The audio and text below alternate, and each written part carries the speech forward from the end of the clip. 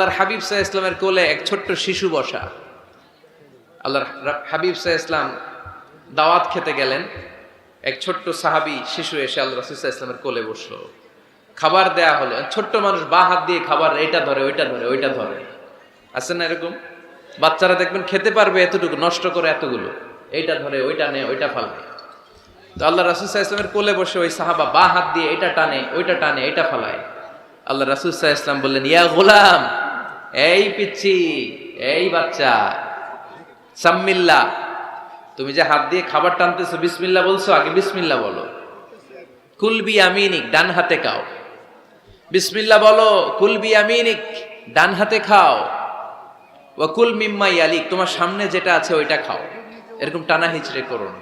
ওই সাহাবী বলেন, এই যে তিনটা কথা, তিনটা গাইডলাইন আল্লাহর হাবিব সাল্লাল্লাহু আলাইহি ওয়াসাল্লাম খাওয়ার আগে আমাকে দিয়েছিলেন, আমি মরার আগ পর্যন্ত এই গাইডলাইনের বাইরে কোনোদিন খাই নাই।